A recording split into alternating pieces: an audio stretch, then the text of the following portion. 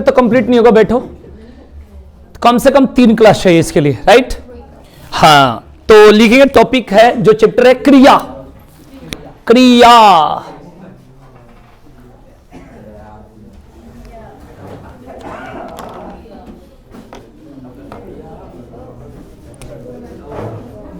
ठीक है ना? टॉपिक क्या है? क्रिया। बढ़िया से समझना।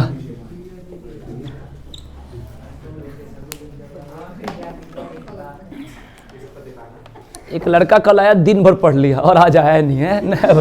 कल आज दिन भर पढ़ूंगा। देखो भाई, क्रिया की बात करेंगे तो जिससे, बात कोई नहीं करेगा, जिससे किसी कार्य के करने या होने का बोध हो। ठीक है भाई, ध्यान भाई, जिससे किसी कार्य के करने या होने का बोध हो उसे क्या कहेंगे? क्रिया। जैसे बोलेंगे पढ़ना, तो ये हो गया क्या चीज? क्रिया। क्लियर हो गया? अब आता है धातु। बढ़िया समझना, धातु। ठीक है ना? क्रिया के मूल अंशांत के साथ लिख लो, मुंह देखने से फायदा नहीं लिखना। क्रिया के मूल अंश या रूप को धातु कहते हैं। धातु कहते हैं। क्रिया के मूल अंश या रूप को क्या कहते हैं भाई? धातु कहते हैं भाई। ठीक है ना? ध्यान रखेंगे भाई। आपको कैसे? तो जैसे बात करेंगे पढ़ना, तो यहां पर जो, ठीक है ना, पढ़ प्लस ना, पढ़ प्लस ना, तो ये क्या हो गया? पढ़ क्या हो गया? ठीक है ना? ये बात ध्यान रखना, धातु। ये धातु का काम करे। ऐसे पट होता है, कोई दिक्कत नहीं है, तो पढ़ हो गया, ये धातु। पहले क्लियर करो, ठीक है ना? जिससे किसी कार्य के करने या होने का बोध हो उससे क्या कहेंगे भाई? ध्यान रखिए भाई। और क्रिया के मूल अंश या रूप को क्या कहते हैं? धातु कहते हैं। ठीक है जी, एक एक बात को एकदम क्लियर रखना।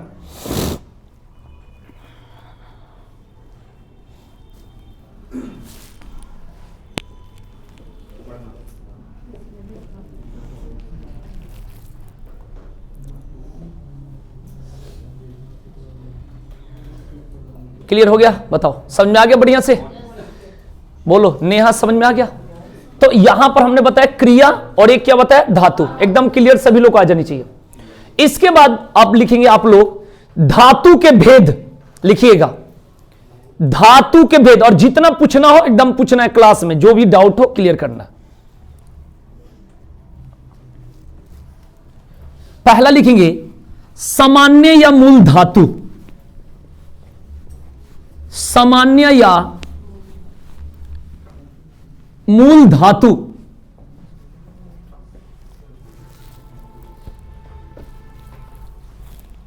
ठीक है ना? लिखेंगे इसके बारे में। मैं तो डायरेक्ट ट्रिक से ऐसे बता दूंगा, लेकिन थोड़ा सा परिभाषा लिखनी चाहिए, क्योंकि आगे चल के भूलना भी तो नहीं है। ये बात को ध्यान रखेंगे भाई। तो लिखेंगे इसके बारे में, मूल धातु स्वतंत्र होती है। मूल धातु स्वतंत्र होती है।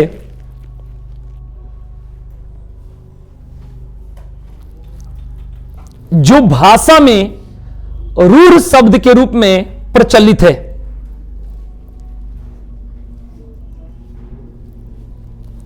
जो भाषा में रूढ़ शब्द के रूप में प्रचलित है।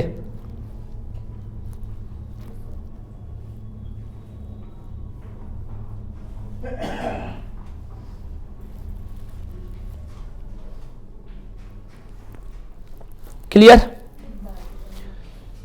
हम लोग एक बात जानते थे, जैसे रूढ़ पढ़े थे और एक पढ़े थे यौगिक। यौगिक और तीसरा योग रूढ़। ध्यान रखना भाई, रूढ़, यौगिक और योग रूढ़, ये तीनों पढ़े थे ना शब्द के भेद में। तो क्या पढ़े थे? रूढ़ के बारे में क्या पढ़े थे? जैसे हम बात करें सोना, तो इसका मतलब होता है कि इसको तोड़ने के बाद इसका अलग अलग कोई अर्थ नहीं होगा, उसे क्या बोलते हैं? रूढ़। कोई भी जो छोटा शब्द होता है उसे रूढ़ बोलते हैं। कोई भी लाल, पीला, नीला, ठीक है ना। जो रूढ़ शब्द का मतलब होता है कोई भी शब्द जो छोटा हो, जिसको तोड़ने के बाद बेकार हो जाए, याद रखेंगे। और योगी का मतलब हम जानते हैं, जैसे विद्यालय बताए थे, विद्या प्लस आलय। जब किसी शब्द को तोड़ने के बाद भी अलग अलग अर्थ हो, उससे क्या बोलेंगे? योगी। आपका एक कैसे सर जी? तो विद्या प्लस आलय, समझ लीजिएगा बढ़िया से, ठीक है ना। तो विद्या मतलब ज्ञान होगा, ठीक है ना। आलय मतलब क्या होगा? घर, जो भी है। तो ये हो गया आपका यौगिक। जैसे हम बोले प्रधानाध्यापक, बढ़िया समझना, फिर आएंगे इसी पर। प्रधानाध्यापक, तो आप देख लो प्रधान प्लस अध्यापक, इस तरीके से। जैसे लघु कथा, क्या बोले? लघु कथा, बढ़िया से समझ जाना है, बहुत इजी होता है। बस बच्चे बहुत अच्छे हैं, यहीं पर पढ़ते हैं, घर पर जाकर नहीं पढ़ते, कहते हैं तो 10-12 चैप्टर जिंदगी भर पढ़ाते रहेंगे, हम यहीं पढ़ेंगे, ठीक है जी। तो लघु प्लस कथा, ध्यान के भाई। जब योगरूढ़ की बात आती है तो कहते भाई ये अपने सामान्य अर्थ को छोड़कर, सामान्य अर्थ को छोड़कर विशेष अर्थ का बोध कराते भाई, विशेष अर्थ का बोध कराते हैं, बोध कराते भाई। आपको कैसे? तो जैसे मैं बोलूं एक दंत, एक दंत अगर बोलेंगे तो एक दंत का मतलब एक और दांत, ऐसा नहीं है। इसका अर्थ है किसके लिए बोलते भाई? गणेश के लिए, ठीक है ना। इस बात को ध्यान में, जैसे लंबोदर, लंबोदर तो लंबा है उधर, तो ये ठीक है, लंबा और उधर मतलब पेट, ऐसा नहीं, ये किसी एक का नाम है। किसका है? गणेश। तो ये बात हो गया, ठीक है ना। रूढ़, यौगिक, योगरूढ़, ये बात तो क्लियर हो गया। ये शब्द के भेद है, हम पढ़ते रहेंगे हिंदी में। अब यहां मैंने क्यों पढ़ा है? यहां से हमें लेना है रूढ़ को। क्या लेना है? तो जैसे एक वर्ड उदाहरण हमने लिया सोना, सो प्लस ना, तो कहा जाता है कि एक तरह से इसे मान लो धातु, अरे जो कट पीस है उसे क्या बोलेंगे? धातु। और इसमें ना बोल दो प्रत्यय, मान लो प्रत्यय हो गया कि नहीं? अरे भाई इसे लास्ट में लगता है उसे क्या बोलते हैं? प्रत्यय। अब पूरा होता है तो क्रिया बोलते हैं। तो एक तरह से इसे मूल धातु बोल दो, क्या बोल दो? इसमें प्रत्यय लग गया तो इसे क्या कहेंगे? सोना को सामान्य धातु, क्या बोलेंगे? इसीलिए मैंने अभी इतनी बातें बताया। तो आपको जो मैंने पढ़ाया सामान्य या मूल धातु में ध्यान रखना। जैसे एक तरह का तरीका से मैं कहूं पढ़ना, तो पढ़ प्लस ना, तो पढ़ हो गया एक तरह से मूल, और ना प्रत्यय हो गया। अब पढ़ना क्या हो गया? सामान्य धातु, क्या हो गया? इसलिए मैंने आपको इतनी बातें बताया। तो आप एग्जाम्पल के तौर पर लिख लीजिए, सोना, लिखना, यह सामान्य धातु का एग्जाम्पल हो गया। सोना या लिखना, कॉमा दे देख।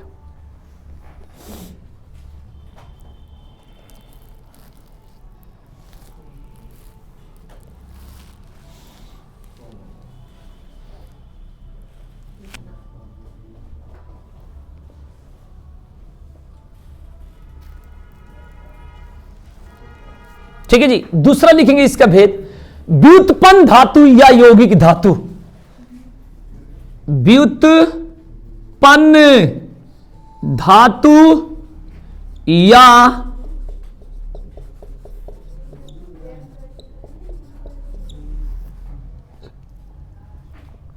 व्युत्पन्न धातु या यौगिक धातु, लिख लेना बढ़िया से, लिखेंगे। व्युत्पन्न धातु किसी प्रत्यय के योग से बनाई जाती है, किसी प्रत्यय के योग से बनाई जाती है।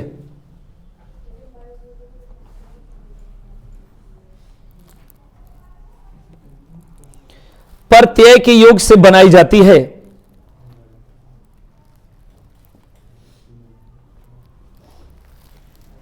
अतः वे धातु, ऐसे लिखो, वे धातुएं जो किसी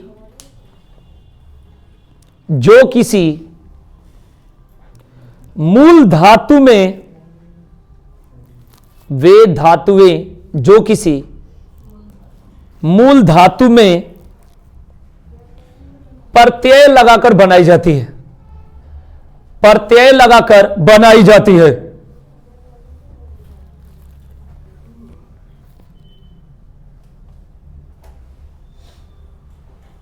ठीक है जी। अब जैसे देखो, अगर मैं बोलूं खाना, तो खाना से हम दूसरा रूप क्या बना सकते हैं? खिलाना। तो अब आपको समझ में आ गया, खिलाना। ठीक है ना, क्लियर हो गया कि नहीं हुआ? खाना हो गया सामान्य में या मूल, जो भी बोल दो। और ये किस में होगा? व्युत्पन्न में। जैसे हम कहते हैं दूरी का मात्रक जो होता है मीटर, अब मैं बोल दूं किलोमीटर, मैं बोल दूं सेंटीमीटर, मैं बोल दूं प्रकाश वर्ष, तो उसी तरीके से खाना से क्या हो गया? खिलाना। ठीक है ना, तो खिलाना किस में होगा? व्युत्पन्न। ये बात को ध्यान रखिए भाई, यानी खाना से ही इसका रूप बना है खिलाना। क्लियर करिएगा। आगे लिखिएगा, और देखना से क्या बनेगा? देखना से दिखाना।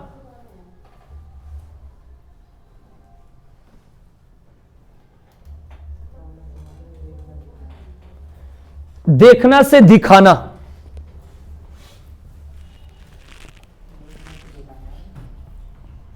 ओके, अब लिखेंगे नाम धातु। तीसरा लिखेंगे, सब धातु के भेद है। नाम धातु लिखेंगे, इसके बारे में संज्ञा कौमा सर्वनाम, संज्ञा कौमा सर्वनाम और विशेषण शब्दों में संज्ञा कौमा सर्वनाम और विशेषण शब्दों में प्रत्यय लगाकर जो धातुएं बनाई जाती है। संज्ञा कौमा सर्वनाम और विशेषण शब्दों में प्रत्यय लगाकर जो धातुएं बनाई जाती है उन्हें नाम धातु कहते हैं। उन्हें नाम धातु कहते हैं।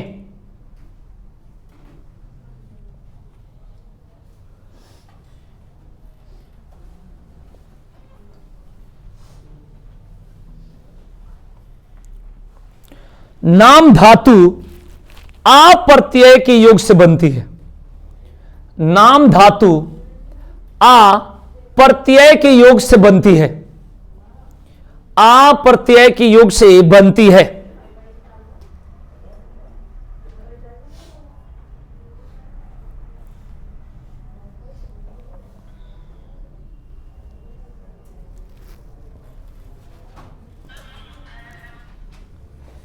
देखो भाई, जैसे बात करेंगे सर्म, मैं बात करूं गर्म, अब मैं बात करूं अपना। पहले आप क्लियर करो कि इसमें संज्ञा कौन है, सर्वनाम कौन है और विशेषण कौन है। संज्ञा कौन है, सर्वनाम कौन है और विशेषण कौन है। मैंने कई बार संज्ञा, सर्वनाम और विशेषण की पहचान बताया भाई, इस बात को ध्यान रखना भाई। बोलिए भाई, बोलिए। संज्ञा, सर्वनाम, वो तो आसान है ना, सर्वनाम और विशेषण पहचान। देखो, जैसे बोलूं लालच और लालची, इस बात को ध्यान में भाई। तो लालची विशेषण का काम करेगा।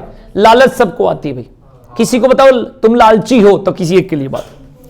जैसे मैं बात करूं कि मैं, किस में आएगा? सर्वनाम में। अपना सर्वनाम में आएगा। ठीक है ना। मम, मेरा, मुझे, ठीक है ना। तुम, तुमने, ठीक है ना। हमको, ये सारा क्या होगा? सर्वनाम। जैसे मैं बोलूं अच्छा, तो अच्छा, ये अच्छा किस में आ गया? और अच्छाई सबके अंदर होती है भाई, किस में आएगा? जैसे मैं बोलूं ऊंचा और ऊंचाई, क्लियर हो गया भाई। तो ऊंचाई किस में आएगा और ऊंचा किस में आएगा? ईमानदार किस में आएगा? ईमानदार विशेषण में। और ईमानदारी किस में आएगा? सुंदर किस में आएगा? सुंदरता किस में आएगा? ठीक है ना। इस बात को ध्यान रखें भाई। अब मैं कहूंगा शर्म किस में आएगा? ठीक है ना। शर्म जो होता है, सबको शर्म आती है भाई, इस बात को ध्यान। किसी को थोड़ा कम, थोड़ा ज्यादा। तो सर्म जो हो गया ये हो गया किसमें, संज्ञा में। और गर्म या गर्म जो भी पढ़ते, यानी कहते पानी गर्म है तो पानी ठंडा भी हो सकता है। ठीक है भाई, तो अपना से बनाना है, पहले ये ध्यान रखना, ये है संज्ञा, ये है विशेषण और ये है सर्वनाम। तो अपना से बना अपनाना, अपनाना लिखो, ठीक है ना। हाँ नहीं तुम कुछ भी कह दो, उसमें कोई सही है। इसमें क्या है कि आ लगाना है, लास्ट में क्या नहीं चाहिए, आ। मैंने अभी पीछे बताया कि अपनाना, आ रहा है कि नहीं आ रहा है। शर्म से शर्माना, गर्म से गरमाना, तो इस तरीके से आप सुनो। जैसे बात से बतियाना, लालच से ललचाना। तो जहां पर आ की बात चल रही है मेरे भाई, होता तो बहुत कुछ है लेकिन आपको रूल तो इसीलिए दिया गया ना, तो लिख लीजिएगा। तो शर्म से क्या बनाना भाई, शर्माना। और अपना से अपनाना, गर्म से, ठीक है जी। अगर मैं बोलूं चिकना, लिख लो, चिकना से चिकनाना, लिखिएगा चिकना, चिकनाना, क्लियर। बात से बताओ, लात से, बात का लिखो बतियाना, बतियाना, क्लियर। ये लगाना नहीं होगा, ये कोई वर्ड ही नहीं होता। आगे लिखेंगे लालच से, लालच से ललचाना, बढ़िया, अभी तक तो याद ही रहेगा। हाथ से बताओ, हाँ ये जरूर लिखो, हाथ से, हाथी याना या हाथी होती मत समझना। अरे तू तो सारा समझता है सर जी, सर जी आज तो तेरे भाषा ना समझ पाया मैं। क्लियर, ध्यान रखें भाई, क्लियर। तो बात का बतियाना, शर्म का शर्माना, गर्म का गरमाना, अपना का अपनाना, चिकना का चिकनाना, हाथ का, क्लियर हो गया भाई। बोलिए अब मुझे बताइए, हाथ किस में आता है, संज्ञा सर्वनाम या विशेषण। बात किस में आएगा, शर्म किस में आएगा, गर्म किस में आएगा, गर्म कुछ भी बोल दोगे।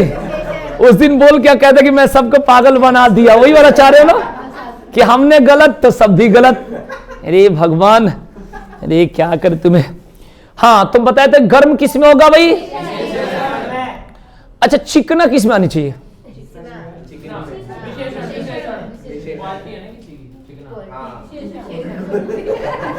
हाँ चिकना भी आएगा विशेषण में। जैसे कहते वह चिकना है, ऐसा बोल देते ना।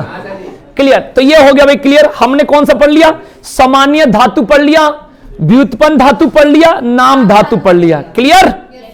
अब लिखिएगा सम्मिश्र धातु, सम्मिश्र धातु लिखिएगा मेरे भाई, सम्मिश्र धातु, हाँ बिल्कुल लिखिएगा।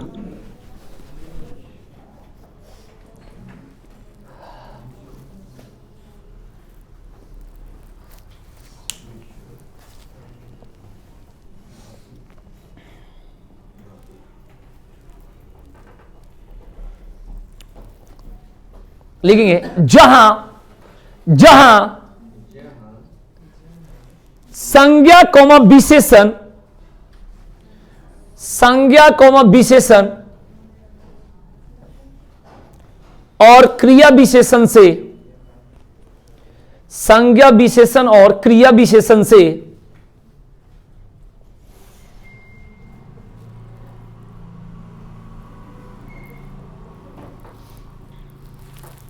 दो अलग अलग धातुएं एक साथ आए, दो अलग अलग धातुएं एक साथ आए, मतलब दो इसका पॉइंट बनेगा, एक एक का दो। जैसे आपको समझ में आ जाएगा, जैसे मैं कहूं काम करना, मैंने बोला काम करना, और एक बोल दूं काम होना, थोड़ा अंतर है, इसका रूप अलग अलग है, काम करना और एक काम होना, ठीक है ना, इधर रखना। तो ये दोनों, तो इसको क्या बोलेंगे, सम्मिश्र बोलेंगे। ठीक है ना। तो लिख लो उदाहरण के लिए, काम करना, काम होना।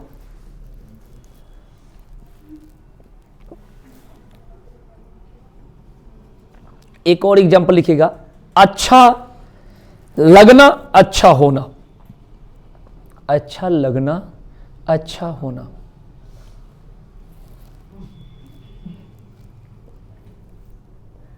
ठीक है। तीसरा लिखिएगा, ऊपर होना, ऊपर करना। ऊपर होना, ऊपर करना। ठीक है भाई, ये आपका तीनों पॉइंट क्लियर हो गया भाई, क्लियर हो गया। तो ये करना होना जो भी है। इसके बाद लिखेंगे अनुकरणात्मक धातु। लिखिए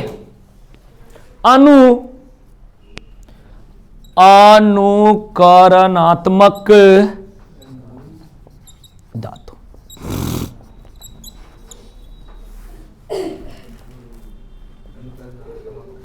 ठीक है।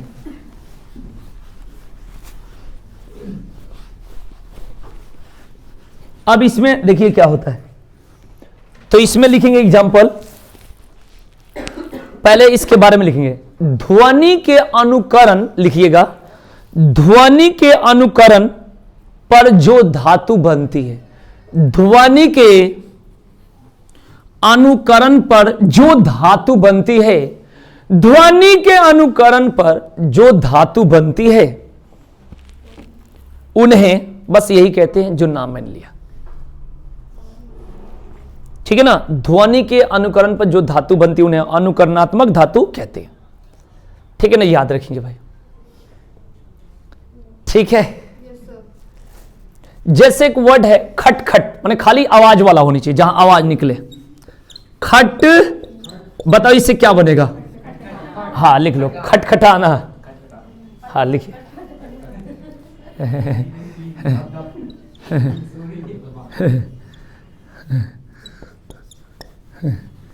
खटखटाना।